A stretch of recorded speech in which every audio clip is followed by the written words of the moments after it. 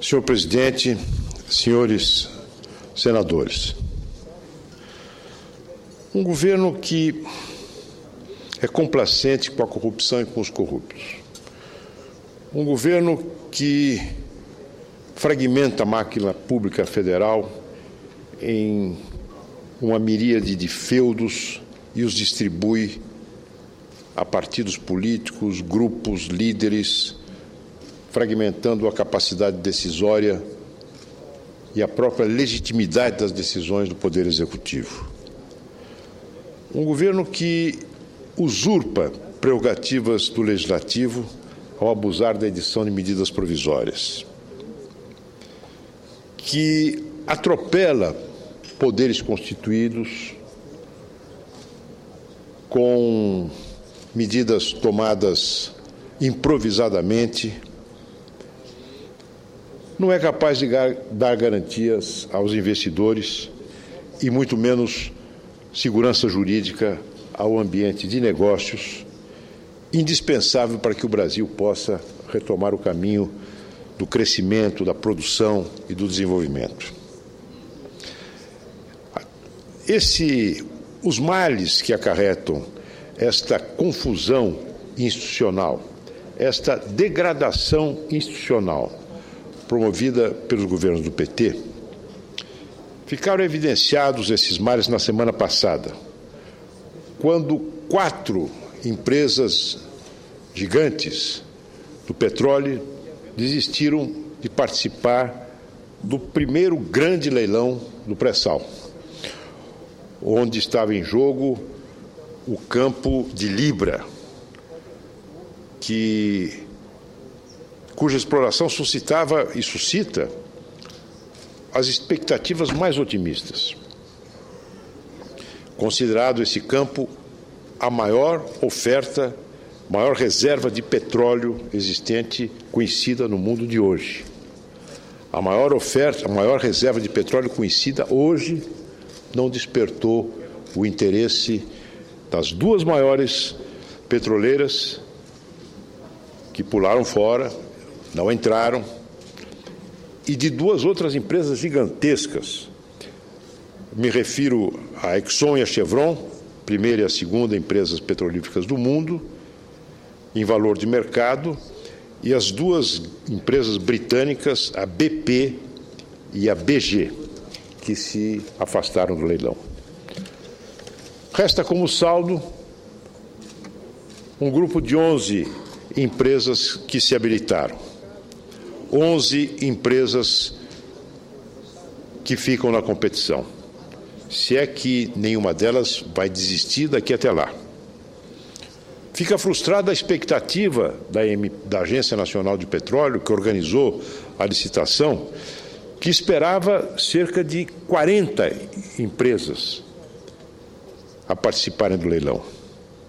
Em consequência disso, é que nós temos hoje um pequeno grupo de empresas e pouca competição. Há muitos fatores que explicam essa frustração. Pode-se dizer que está em marcha nos Estados Unidos e no mundo a aplicação de uma nova técnica de extração do óleo de rocha, óleo de folhelo, que é alardeada como uma nova revolução energética, embora, na minha opinião, seja ainda prematuro nós afirmarmos que estamos diante de uma revolução neste âmbito. Mas o fato é que muitas empresas petrolíferas importantes estão se dirigindo para para a exploração do petróleo e gás nessa nova tecnologia. Há expectativa, nesse momento, de reservas importantes também a serem exploradas na África Ocidental, no Círculo Ártico, novas reservas no Golfo do México. Mas o fato, senhor presidente, é inegável, é que o experimentalismo da gestão petista, a invencionice demagógica, novidadeira, com que o governo anunciou a mudança do marco legal da exploração do petróleo depois da descoberta do pré-sal, trocando um caminho seguro, comprovadamente seguro, que foi responsável pela enorme expansão da produção da Petrobras, que é o modelo da concessão pelo modelo da partilha, é em grande parte o responsável por essa frustração. É responsável também pelo fato de, nos últimos 5 anos, não ter havido nenhum leilão de petróleo. Hoje, nós somos dependentes, a importação de gasolina é um dos itens mais deficitários da nossa balança comercial. Isso depois do presidente Lula ter anunciado a nossa autossuficiência em petróleo. Nós estamos hoje importando gasolina e, o que é pior, nós estamos importando etanol dos Estados Unidos.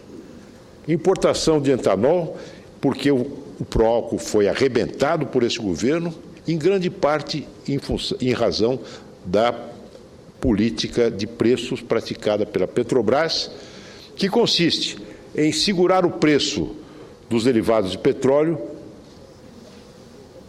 para disfarçar o seu fracasso no controle da inflação. É exatamente a mesma política que levou à destruição de grande parte do setor público brasileiro durante a crise do regime militar. Segurar as tarifas para combater a inflação. Quebrou-se o etanol, a Petrobras está descapitalizada, perdeu o valor de mercado.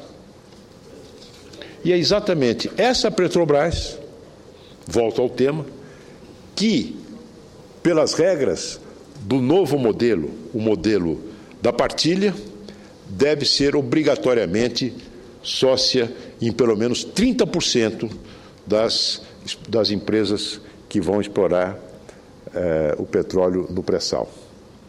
Ora, quem é o investidor que vai, de bom grado, admitir como sócio uma empresa estatal que sofre esse tipo de pressão política, que seguramente, por parte dos acionistas controladores, em detrimento dos acionistas minoritários, e seguramente para grande desconforto dos técnicos e dos profissionais da Petrobras. Quem é que vai admitir como sócio, em pelo menos 30% no seu empreendimento, uma empresa estatal gerida segundo pelos padrões com que a Petrobras é gerida hoje pelo governo do PT? Existem dificuldades imensas para, por si só, recomendarem cautela. Não se sabe a quantidade de óleo que será extraído de Libra, há uma incerteza sobre o preço do petróleo, até mesmo levando em conta essa chamada revolução do gás e do óleo de folhelo em curso nos Estados Unidos. Enfim, há uma série de fatores que por si só justificariam a cautela. Agora, ter que engolir, né, a Petrobras como sócia em 30% e ter o seu negócio em grande parte dependente de uma política de preços dos derivados de petróleo formulada para atender aos interesses políticos de um partido, não sei quem tem coragem de se aventurar a tal. Além disso, senhores senadores, a legislação novidadeira do novo modelo de exploração do petróleo, além dessa participação de, no mínimo, 30% da Petrobras em cada campo, a legislação criou uma empresa estatal, mais uma certa Pré-Sal Petróleo. Essa Pré-Sal Petróleo, entre outras atribuições, ela vai tem a de gerir os contratos de partilha dos campos de produção. E ela tem a atribuição que lhe foi conferida por lei para definir o que é custo operacional e o que não é custo operacional. E por esse caminho, no fim de contas, definir quanto da produção cabe a cada investidor. E nesta definição, como em todas as demais, a pré-sal petróleo tem direito de veto, tem poder de veto, embora não tenha participação acionária nas empresas que vão explorar os novos campos. Ou seja, senhores senadores, esta frustração se deve, em grande parte, a algo que se chama insegurança. Insegurança jurídica, insegurança regulatória, insegurança política, de tal forma que a participação, as empresas que são convidadas a participar desse empreendimento são convidadas a dar um verdadeiro salto no escuro. Agora, salto no escuro, nenhuma empresa bem gerida e empresários que tenham a cabeça no lugar não são, evidentemente, propensos a dar. Eu sou a parte do Lira Agripino Maia. Senador Aloysio Nunes, muito bom o discurso de Vossa Excelência e a tese que Vossa Excelência levanta logo nesse começo de semana. Vossa Excelência sabe mais do que eu, porque foi ministro do presidente Fernando Henrique Cardoso, que a autossuficiência de petróleo que o Brasil conquistou deveu-se fundamentalmente à quebra do monopólio, que é produto de uma ação do governo de Fernando Henrique, e fundamentalmente do regime de concessões. Essa foi a pedra de toque. Na hora em que você quebrou o monopólio e estabeleceu a possibilidade das concessões, muitas empresas, trazendo capital privado, trazendo risco, trazendo talento, trazendo competência, viabilizaram, tirando do subsolo brasileiro, ou da plataforma continental, tiraram aquilo que se imaginava um sonho. Eu, como menino, sempre ouvi falar de que a autossuficiência de petróleo no Brasil era uma coisa inimaginável. E aconteceu já no governo Lula, que pegou a embalagem da iniciativa de Fernando Henrique e que, demagogicamente, vou já falar sobre marketing, plantou com as suas mãos sujeiras de óleo o uniforme laranja de uma pessoa que estava na plataforma, como que aquilo significasse o atingimento da autossuficiência. Muito bem, o governo do PT vem progressivamente botando as unhas do lado de fora. Enquanto eles davam prosseguimento às coisas certas que foram feitas a partir da abertura da economia, do acerto do Plano Real, da contenção da inflação, do regime de concessões, da autossuficiência do petróleo, na medida em que eles foram colhendo resultados disso tudo, eles foram entrando pelo viés intervencionista. Sobretudo no governo Dilma, se me permite. Sobretudo no governo Dilma. Principalmente no governo Dilma, porque Lula é esperto, ele é bom negociador. Pode-se fazer muitas críticas a ele, mas ele é bom negociador. E ele tem feeling político e sabe até onde pode ir e qual é a conversa que precisa ter com os empresários para que eles invistam. A presidente Dilma, não. E as pessoas que convivem com ela falam muito da truculência dela, da arrogância dela, do trato duro, ríspido com aqueles que são empreendedores e são geradores de desenvolvimento e de emprego e renda. O que aconteceu, me permita dar uma contribuição ao discurso de Vossa Excelência. Com muito prazer. Foi o viés intervencionista. O que é que significa Libra? Libra é uma enorme perspectiva que significava, há 5 anos atrás, antes da descoberta do xisto dos Estados Unidos, o grande Eldorado em matéria de reserva energética no mundo. É verdade que a 6, 7 quilômetros de profundidade, mas com a tecnologia, em princípio, dominada, era uma questão de investir dinheiro e, tendo petróleo de $100, tudo dava certo. Só tem um detalhe, é que para alguém participar de Libra, tem que bancar 15 bilhões. 15 bilhões, é o bônus de assinatura. 15 bilhões, não são 15 mil, nem são 15 milhões, são 15 bilhões, é muito dinheiro. Mas seria pouco dinheiro se as pessoas, se os grandões que caíram fora, não tivessem medo de uma palavrinha chamada intervencionismo de um governo que não tem mostrado competência. Principalmente quando a Petrobras, que é quase da propriedade do governo brasileiro, está, como Vossa Excelência colocou, naufragando progressivamente. Asfixiada por questão de financeiramente. gestão de má qualidade. A ação Petrobras vale hoje um percentual do que valia há 10 anos atrás ou há 5 anos atrás. Por má gestão, por uso político da empresa para conter a inflação, quebrando a empresa e quebrando a oportunidade dela ter dinheiro para ter os 30% do regime de partilha. Essa é a pedra de toque. Mudaram uma coisa que deu certo para uma coisa que é uma aventura. A concessão produziu a autossuficiência de petróleo no Brasil. A partilha é uma aventura. Quem é que disse que Libra é o Eldorado do mundo? Não, tem muitos Eldorados no mundo. E o Brasil perdeu, vai perder a oportunidade de ter aqueles em quem podia confiar para valer, de que ganhando o direito de prospectar, iria botar petróleo e era uma questão de tempo. Tudo por conta de um modelo intervencionista. Essa é uma palavrinha que pode nos arrebentar e que pode tornar a economia brasileira cada dia menos competitiva. Parabéns a Vossa Excelência pelo seu discurso e pela oportunidade com que o pronuncia. Eu que agradeço uma parte que seguramente é melhor que o meu discurso. Agradeço imensamente a Vossa Excelência, como sempre, um senador eloquente, atuante, perspicaz, e que diz as coisas certas.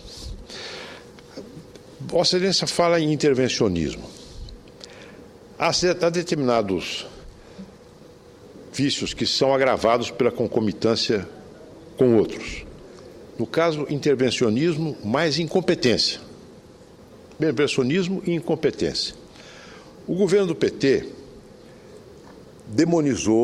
o PT demonizou ao longo de toda a sua existência as chamadas privatizações, a atração da iniciativa privada para a participação em investimentos de interesse público. Pois bem, até que em um determinado momento, premido inclusive pela crise fiscal indisfarçável que o Brasil atravessa, o governo resolveu render-se à evidência, a necessidade de atrair investidores privados para suprir a capacidade financeira, gerencial do setor público, em setores importantes para o nosso desenvolvimento. Já vimos o que aconteceu com a Petrobras. A troca desastrosa de um modelo que dava certo por outro, que está dando errado. Simplesmente para dizer, olha, nós fizemos uma privatização, trouxemos empresas privadas, mas de um modelo diferente, do nosso modelo, o modelo do PT, o modelo da partilha. E o resultado é esse. O fracasso está à vista. Ainda a semana passada, constatamos mais um fracasso devido ao intervencionismo incompetente. Há o leilão das rodovias, 2 rodovias federais, a 050 e a 262. Que foram oferecidas à iniciativa privada sob a forma de concessão. A 050 foi arrematada por um consórcio de 9 empresas, nenhuma delas muito conhecida, nenhuma delas de grande porte, um consórcio de 9 empresas. Com o deságio em relação à tarifa que foi apresentada como uma tarifa de referência no leilão de 42%. Aí há alguma coisa de estranho, senador Agripino, senador Figueiró. Por que um erro tão grande? Por que uma divergência tão enorme entre a tarifa de referência que abriu a licitação e a tarifa pela qual que definiu o ganhador, o consórcio ganhador do leilão? É muito difícil explicar. Muito difícil explicar. A minha preocupação é que venha se repetir em relação a 050 o mesmo problema que ocorreu em relação a Regis Bittencourt e a Fernão Dias. Empresas mergulharam, apresentaram uma oferta lá embaixo, para que o governo fez um grande alarde disso, uma tarifa muito inferior àquela que seria efetivamente necessária para remunerar o investimento, e o resultado foi o fracasso. O fracasso agora não da concessão, não do leilão, mas da execução das obras, dos serviços a que elas se comprometeram. A Regis Bittencourt, por exemplo, até agora a Regis Bittencourt, por exemplo, tem o compromisso, contém em si a travessia da Serra do Cafezal, à altura no limiar do Vale do Ribeira, em São Paulo, e que deveria estar concluída há 3 anos. Agora anunciaram para 2017 a duplicação da Serra do Cafezal. Já a 262 não teve licitantes, que era a rodovia mais complexa. Complexa não do ponto de vista de engenharia, porque é simples, não tem grande complexidade. O senador Agripino é engenheiro e dos bons, sabe que uma rodovia sem grandes obras de arte não é nada, não é uma coisa do Arco da Velha. Mas havia lá um risco DENIT, um trecho de cerca de 200 quilômetros que o DENIT deveria assumir. Resultado, nenhum investidor se dispôs a entrar no leilão, a arrematar uma rodovia que ficaria depois com um trecho no meio dela encravado, de responsabilidade do DENIT, que é incapaz de realizar qualquer coisa no tempo certo. Ninguém ia se aventurar a isso. Pois bem, agora o ministro Mantega, depois de ter atribuído o fracasso do leilão da 262 a ingerências políticas, não se sabe de quem, ele deveria ter dito de quem, mas não disse, são fatores políticos, quais? Eu não sei. Aliás, sei, é incompetência do governo, porque essa minha suposição de que se trata de incompetência do governo se confirma pelas declarações do ministro hoje, do dia de hoje. O ministro disse que o governo agora vai rever as projeções de demanda dessas rodovias que serão ofertadas à iniciativa privada, porque ele supõe que essas projeções estão mal feitas e, portanto, falseiam o cálculo econômico dos investidores. Ora, senador Figueiredo, sabe, Vossa Excelência, quando foi anunciado esse pacote de concessões rodoviárias? No dia 15 de agosto do ano passado. Faz mais de um ano que esse pacote foi anunciado, com as clarinadas e as fanfarras habituais pela Presidente da República, e agora o ministro da Fazenda, não sei por que ele e não o ministro do Transporte, diz que talvez os cálculos de demanda, de tráfego, estejam errados e seja preciso refazê-los. Com isso, meus caros senadores, meus caros colegas, não sei para quando ocorrerão esses leilões e quando ficarão prontas essas obras tão necessárias para a segurança das pessoas, tão necessárias para o escoamento da produção. Com as ferrovias, então, nem se fala. As ferrovias, a concessão das ferrovias, apesar da garantia de lucro oferecida pelo Tesouro, algo que foi engendrado por Dom Pedro II para estimular o barão de Mauá a fazer a primeira ferrovia no Brasil. Garante a rentabilidade do capital investido. Investimento, dinheiro dos fundos de pensão. Juro barato, negócio de mãe para filho, do BNDES e da Caixa Econômica Federal. Mas tem uma Valec no meio do caminho, uma empresa estatal cujo histórico, não da empresa, mas dos seus ocupantes, nessa política, mediante essa política de aparelhamento petista do Estado, foi uma empresa foi desacreditada por inúmeros escândalos de corrupção que marcaram a crônica da sua vida nos últimos anos. Resultado, não se sabe quando este programa, anunciado no dia 15 de agosto do ano passado, vai efetivamente sair do papel. E assim nós vamos. Nesse país faltam, ouço novamente a parte do deputado. Rapidamente, senador, só para acrescentar um dado ao pronunciamento de Vossa Excelência, Vossa Excelência costuma usar o termo novidadeira com muita propriedade. As novidades do governo do PT são, por exemplo, o regime de partilha ao invés de concessões. Já deu no que deu. Afugentou os participantes em quem se poderia realmente confiar em que Libra iria acontecer. Tudo daqui para frente é uma perspectiva. Agora, Vossa Excelência fala sobre as concessões para rodovias importantes, quando deu vazio, deu ausência em vários lotes, principalmente nos trechos que ligam Espírito Santo a Minas Gerais e vários outros. Eu estava vendo hoje, a outra novidade do governo, além da partilha, é o tal do RDC, Regime Diferenciado de Contratação. Que está dando errado também, como Vossa Excelência, aliás, vaticinou aqui dessa tribuna. Claro, completamente errado. As pessoas acham que o RDC é uma caixinha de surpresa, onde é preciso encontrar por adivinhação o preço, porque se não adivinharem vai ter multa. E estão fugindo como o diabo da cruz.